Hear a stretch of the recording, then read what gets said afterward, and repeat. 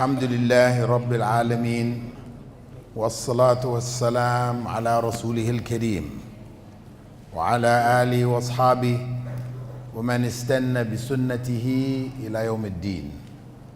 All praise is due to Allah, and may Allah's peace and blessings be on the last Prophet Muhammad sallallahu alaihi wasallam, and on all those who follow the path of righteousness until the last day. This evening's topic: why do we believe in angels? This is the second pillar of Islam. The obvious answer is that the Prophet, may God's peace and blessings be upon him, informed us that it was the second pillar of faith, of Iman, implying that without it there is no true faith. Also, Allah subhanahu wa ta'ala has spoken about angels in many parts of the Qur'an. From the creation of Adam, when Allah informed the angels, Surah Al-Baqarah, that He was going to create one who would follow the jinn with a free will, and they questioned him, why would he do that when they will spill blood and create corruption in the land, in the earth, as the jinn did before them. So we have the standard textual evidence for our belief in the jinn and belief in the human spirit and belief in the angels. These three intelligent beings are spoken about. The jinn and the angels are invisible to us. They're in the unseen world, the ghaib. And part of our faith is to believe in the unseen. And all three beings have a spiritual essence with material presence at different points in their existence. I spoke about the jinn in my talk on exorcism some weeks back, and how at certain points they do become visible to us, or they may be visible to some of Allah's creatures and not to others. This is also in the case of the angels. But for human beings, if we deny or we question the existence of angels, we might as well question the existence of the human soul. Because the human soul is not visible. It's not a part of the visible world. We know about it from Revelation. The Prophet ﷺ elaborated on what Allah has informed us. So either we believe in what has been narrated to us by the Prophet ﷺ in its entirety, or we don't. Of course, in the West, in the history of science, as science evolved in the West, where many things were attributed to the angels and other beings, they became a part of the body of what we may call superstition. And as science evolved, as science developed, and explanations were found for a number of things that were thought to be caused by demons and other beings, a general distrust and disbelief about the unseen world became widespread, to the point where the human spirit itself was denied. Because when you accepted the human spirit, it became necessary to accept God. So that body of scientific knowledge and those who pursued it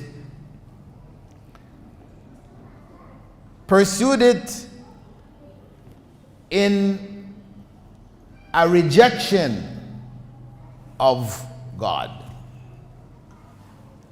freeing human beings from the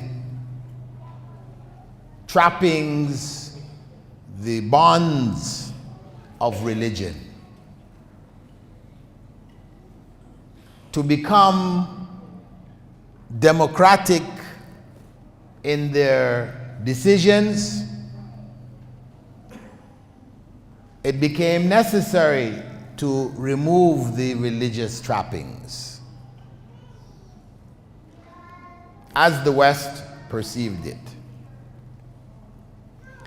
However, belief in the spirit, the human spirit, the human soul, and connected to it, belief in God, still remained the belief of the vast majority of human beings. It remained, in spite of the onslaught of science, bringing all these new evidences, etc. That belief remained. Because belief in the human soul has a reality that human beings experience all over the world. They see a person at the point of death,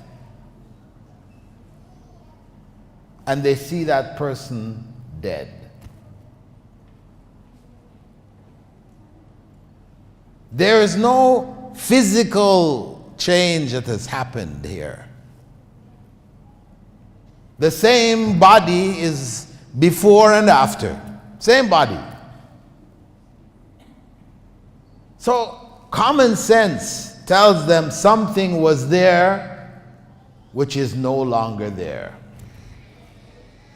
So human experience, the spiritual world, has its basis in human experience. Now, how you interpret that soul and its creation, or is it created, or whatever other ideas that may be added to it, that's another story. But the existence of the human soul is something all civilizations of human beings have recognized. And one of the principles in anthropological research, etc., where people get into an argument about what is natural and what is learned. What we learn, we come into this world with some things, and some things we learn after coming into this world. Nature and nurture, that's what they call it. Nurture is how you are brought up. Nature is how you are. No matter where you are in this world, that's how human beings are. It's a part of human nature. We hear that, we use that term all the time. Human nature. So, the belief in the human spirit and connected to it, belief in God, this is natural. It is a part of human nature to believe. The very fact that it is found everywhere, this speaks for itself.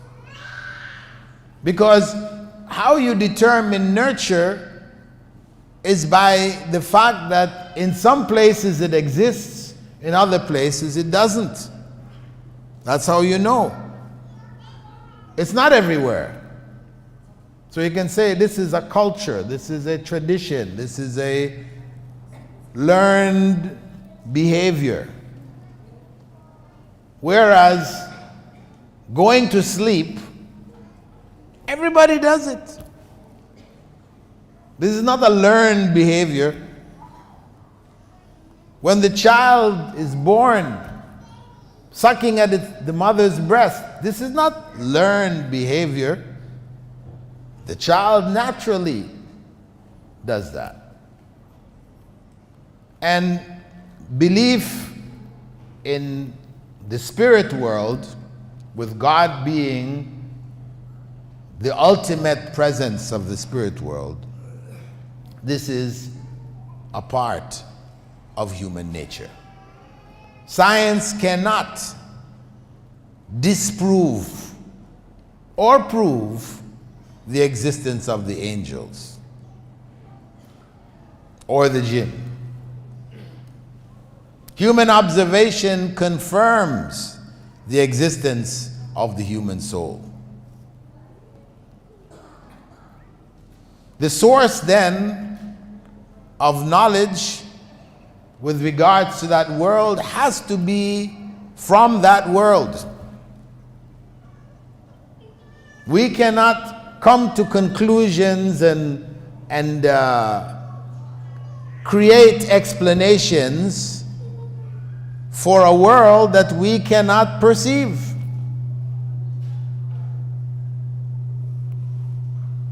This is the reality.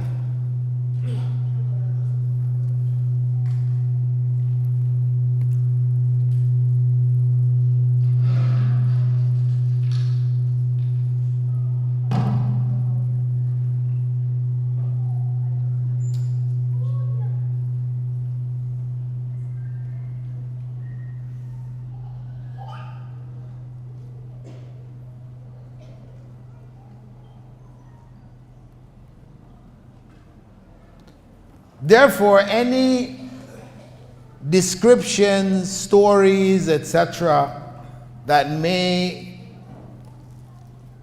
be created by human beings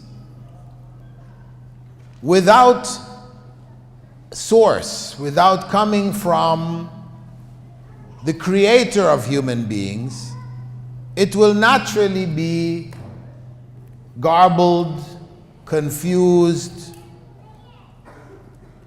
legends, stories, fairy tales. This is the nature of how explanations of that world will be. So we believe because we believe that Muhammad sallallahu alaihi wasallam was a messenger of Allah. That is the foundation for our belief in the angels. That he received revelation from Allah. From that unseen world, he received revelation. And that's what gave him the authority to inform us about the beings who are unseeing to the creatures of this world.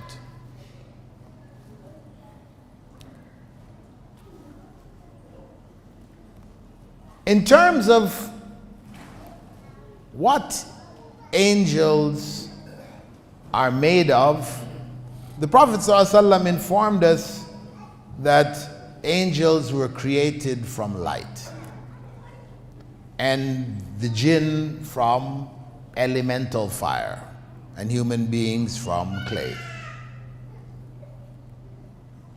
But as we said concerning the jinn, that though they were created from fire, it doesn't mean that they are fire. Because the big question would arise, if they are or possess free will, they commit sins and they will be punished. How does fire punish fire? That's the question that people would raise. But reality is that though their origin came from that source, it doesn't mean that they are themselves fire. Any more than we came from clay, from the earth, the elements of the earth, but we are not earth. We're no longer earth. And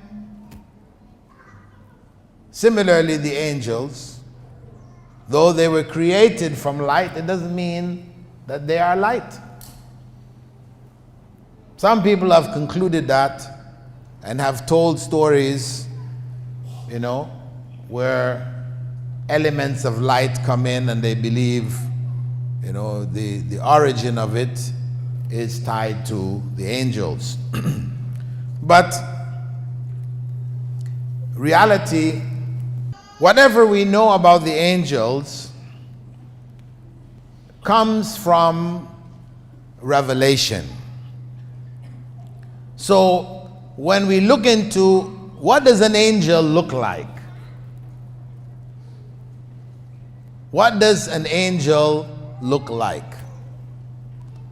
Now, the images that we have common in the media is basically a product of Greek, Roman legends, Judeo-Christian traditions.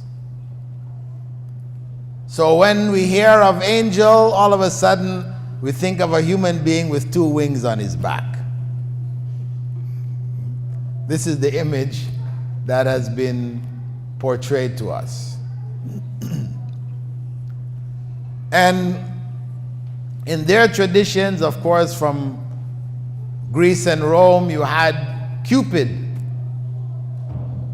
Cupid, a little infant with wings, with a bow, an arrow. He would fire this arrow into your heart and you would fall in love with A, B, or C. Maybe all A, B, and C. This is, of course, from their legends, their fairy tales. Cupid being the son of Mercury, who was considered to be the messenger of the gods. Right. Anyway, amongst the Christian tradition, they had different grades of angels. They gave them different names and labels, etc. But common feature is that they were human-like with wings on their backs. Usually 2 wings. But although some of their texts do assign more wings to the angels. However, when we see what Prophet Muhammad ﷺ related to us in his descriptions of angel Gabriel, Jibril, in his natural form, we have something completely different. He spoke about angel Jibril as having 600 wings. And the way he described the wings has nothing to do with birds. And the size of angel Gabriel in his natural form, he said, on one occasion he saw him descending from the heavens, and he filled the space between the earth and the sky. The whole horizon completely filled. He described the throne bearers, the angels that bear the throne, Allah's throne, that between the earlobe and the shoulder of one of the angels is the distance a bird would fly in 700 years. So we're talking about something way beyond the scale of what is traditionally presented as angels. However, we do know that angels on some occasions did take human form. Whether it was in the case of Mary, the mother of Jesus, alayhi salam, when he informed her that she was going to be pregnant, he came in the form of a human being. Or in the hadith, the well-known hadith we know called what? Hadith Jibril, where an individual came off the desert, sat in front of the Prophet ﷺ while his companions were around him, and asked him questions about Islam. After he asked them to ask him questions and they were shy to do so, Allah sent angel Gabriel in the form of a human being. They didn't know to ask those questions. What is Islam? And he said Islam is. What is Iman? He said Iman is. What is Ihsan? He said Ihsan is. He gave the different levels of Islamic practice and belief. So we know that they do take human form, or did in those special circumstances. Of course, those who claim that they're still doing it, that requires evidence. Because if the Sahaba couldn't figure out that Jibril was there talking to Rasulullah sallallahu alaihi wasallam, then how are you going to figure out that this individual who is sitting in the crowd here is an angel? How are you? Why, Sheikh, Peer, Maulana, whatever. They don't have the ability to do so. The Sahaba couldn't identify. So believe that any stories you hear about angels working for the Maulanas or jinn, I know you hear the jinn ones more common, right? know that it is fairy tales. The jinn, we know, had male and female as human beings have male and female, and they have offspring as human beings have offspring. Whereas in the case of the angels, what are they? Are they male or are they female? Those here who believe they're males, put your hand up. One, 2, 3, 4, 5, 6, 7, 8, 9, 10, 11, 12, 13, 14, 15. And those who believe they're female, put your hand up.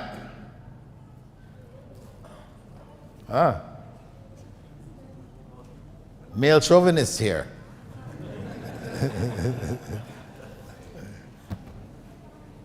Well, what we know is that they're neither male nor female. That's what I'm assuming. The rest of you didn't put your hand up. It wasn't because you're shy.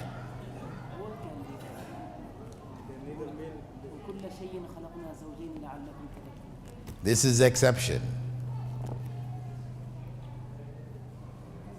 The angels are neither male nor female. They don't procreate. They don't have children. And they don't have free will. وَيَفْعَلُونَ مَا يُؤْمَرُونَ. They do whatever they are commanded to do. There are no choices in the matter. And that's why we said before that the idea that Satan was a fallen angel is not acceptable. Because angels obey. They don't have an option in it. In terms of the names of angels, there are only a few that have been authentically recorded. But in Muslim tradition and culture, there are many names. And people will use these names in ta'weez and, amulets and this type of thing. Special amulets, you call on this angel or that angel. And for the Catholics, they worship the angels. They have one angel for this, angel for that. They pray to them, call on the angels in prayer. But the authentic names, we have Jibril, we have Mikael, who is connected with rain, Israfil, who is connected with blowing the horn and signaling the end of the world, Malik, guardian over hell, Munkar and Nakir, who will question us in the grave, and Harut and Marut, who were sent to Babylon as a test. Magic was taught through them. Any other name that you know of, it's fake. No matter how popular it might be and everybody says, and not authentic. Because the only way we can know the names of the angels is if Rasulullah or Allah subhanahu wa ta'ala has informed us. That's the only way. It's not something we can deduce.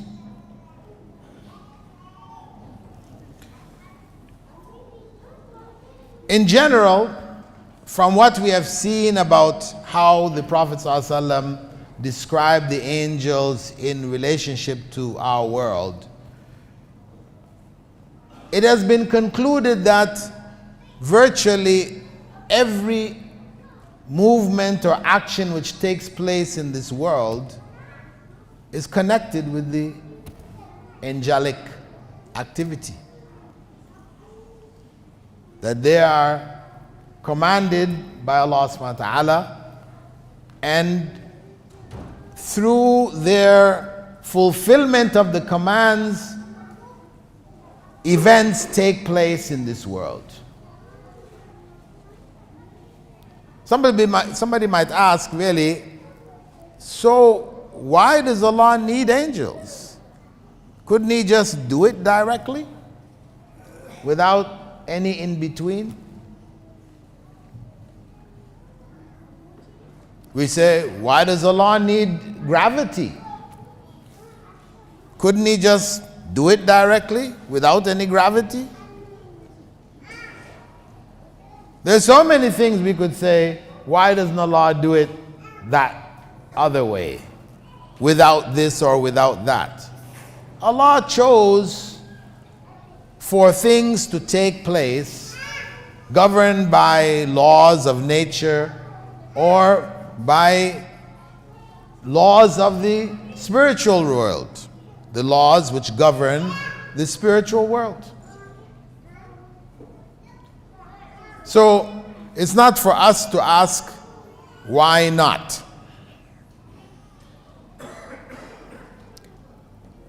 In terms of the angels, we spoke about the jinn able to come into our dreams to influence human beings in this way. The jinn, the angels, some among them are able to know our intentions, to read our minds. This is an ability which Allah has given a certain group among them.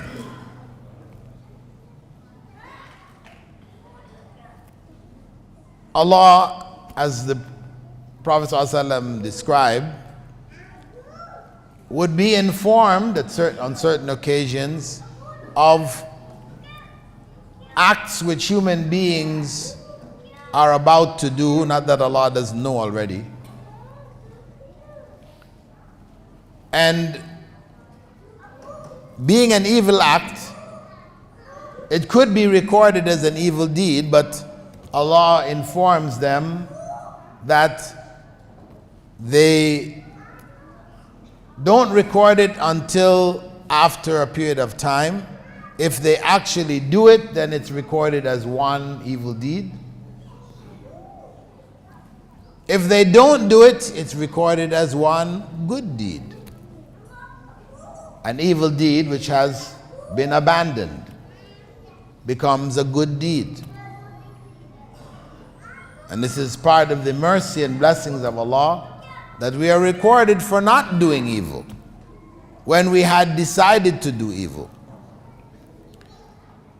So when we are informed of that, this reminds us of the mercy of Allah. Allah is so merciful that He records us for changing our minds. For changing our minds from doing something bad to just not doing it. Not that we go and do something good, because if we did something good, then that's 10 times its value and increased. But just to not do that bad thing, we reward. That is the great mercy of Allah subhanahu wa ta'ala with regards to ourselves. And we know that,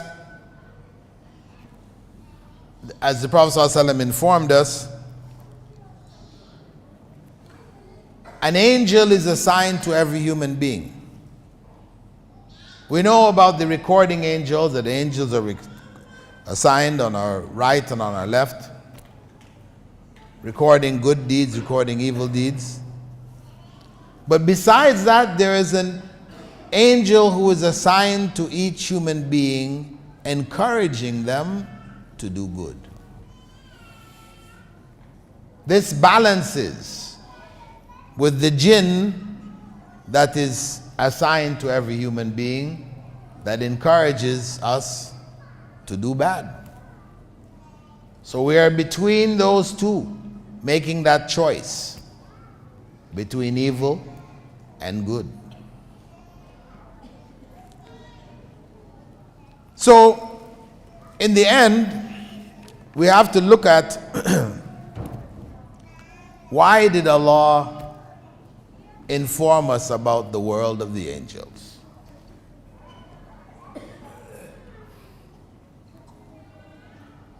He could have left it out. We can't see them anyway.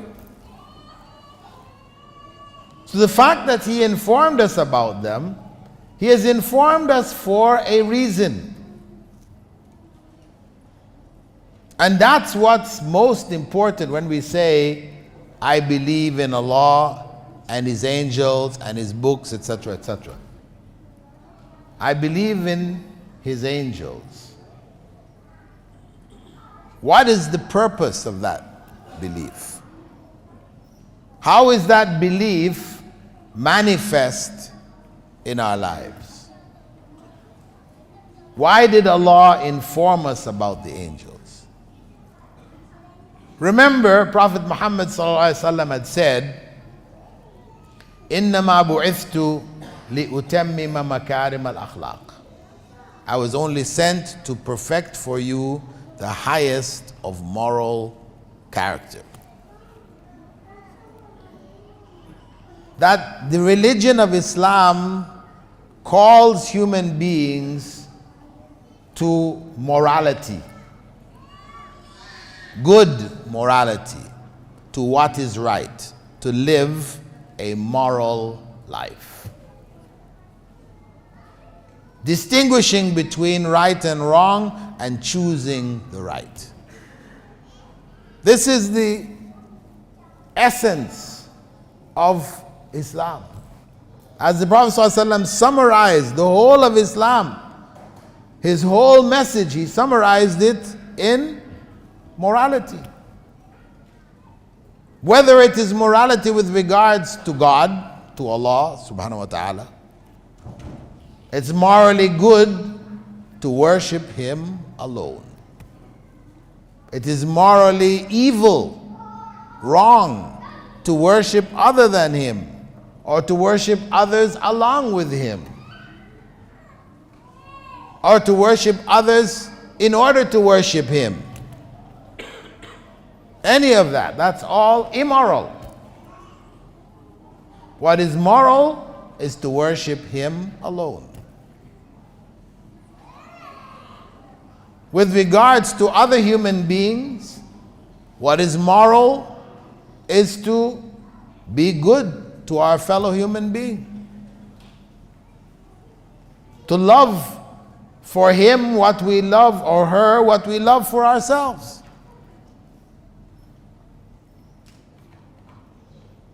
To be kind, to be generous, to be helpful. This is all morally good. To steal, to lie, to cheat. These are all moral bad characteristics. And even the world in which Allah has created us, this world. It is morally good to look after this world. Take care of it. Take benefit from it. Build our societies, our civilization. And it's morally bad to destroy it, to pollute it. It is morally good to feed the animals. The Prophet ﷺ had said, a prostitute entered paradise because of a dog. And he went on to explain how this prostitute had come from the earlier times, had come to a well and was thirsty, saw a dog next to the well, also thirsty, not able to get in the well because he would drown. He was licking the earth around the well trying to find some moisture. She went in, got water for herself, then she filled her shoe with water, brought it out and fed the dog. Allah forgave her sins and put her in paradise. Over a dog. Something that we look at in the worst of ways, najis, etc., etc. There Allah put her in paradise. The Prophet ﷺ had told us that we should never make animals our targets. To go hunting, you know, you go hunting for sport. This is the practice of various civilizations, the rulers, etc. The common people, they kill animals because they need to eat. But the rulers who have plenty to eat, they kill animals out of sport. Just shoot them with bows, arrows, guns, etc., just for the sport, the enjoyment. This is evil. This is morally corrupt. And this is what Islam taught thousands of years before. So the message covers all aspects of life, promoting morality in all spheres of human existence. Allah informed us about the angels so that we would be conscious of being observed and recorded, our deeds recorded. That we would think twice before we act. Not do things in haste, but be deliberate. So this is the character that Allah wanted from us in informing us about the angels. Besides recognizing His mercy, other things that we have alluded to, we've spoken about, primarily it is to build that character, about which the Prophet ﷺ had said that ta'anni min Allah wal ajala min ash-shaytan. Careful deliberation, acting in a deliberate manner, thinking things out before doing them, is from Allah. And doing things in haste, making hasty decisions, this is from shaitan. As they say, haste makes waste. How many times we do things hurriedly and we regret it? So, belief in the angels is connected with this characteristic, along with our recognition of Allah's mercy in our lives through the various means that the angels benefit us. And this is why we believe in the angels. And this is how we should approach all of the various pillars of Islam and Iman, etc., that we should reflect and understand, find out if we don't know. Keep asking until we get a clear understanding of why we do what we do. Because Allah has required us to do a variety of different acts, to hold different beliefs, etc., for a reason. It's not just to make our lives difficult. He has prescribed these various acts for a reason, for something that we need, not because of any need that He has. So therefore it is important for us to find out what is in it for us, to understand our deen. Begin with that question, why? We know it's an obligation, but why? How does it benefit us? So that inshallah, the deen can become more real to us, a living faith, not a set of rituals and rites that we do meaninglessly, unthinkingly. We just robots programmed and we do these things. Because if we do it in that way, it will not benefit us. What was intended behind it, we will not achieve. So it is important for us to understand our deen. Always strive to understand the deen so that we can live it in the fullest sense, inshallah. So those are the thoughts that I wanted to share with you this evening. Maybe in closing, I will read for you a narration, or a part of a narration, by Al-Barra ibn Azib, in which he narrated that the Prophet ﷺ had said, when a believer is leaving this world, and this is what we should strive to achieve, to experience. When a believer is leaving this world and entering the next, angels with faces shining brightly like the sun descend from the heavens, carrying a shroud and embalming fragrance from paradise. And then they sit down within sight range. The angel of death then approaches, sits by his head, and says, O good soul, come out to Allah's forgiveness and pleasure. It will then come out like a flowing drop of water from a water skin, and he will catch it.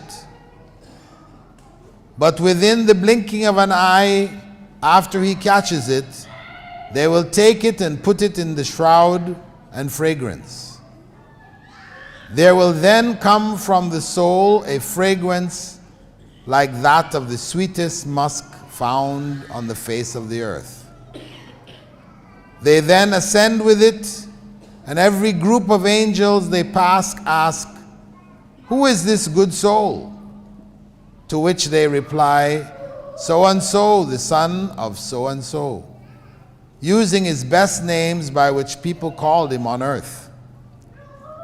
They then bring him to the lowest heaven and ask that the gate should be opened for him.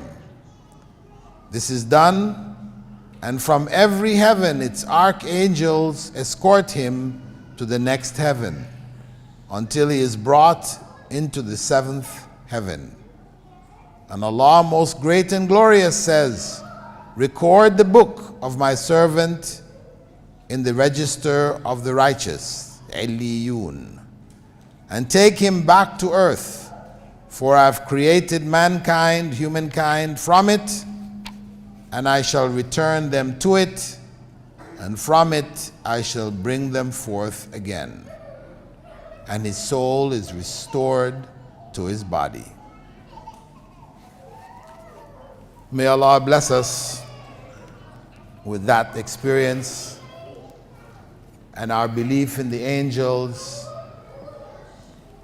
Help us in our actions, our deeds, and may we all die believers in all of Islam, having tried to apply as much of it as possible in all aspects of our lives. Barakallahu feekum.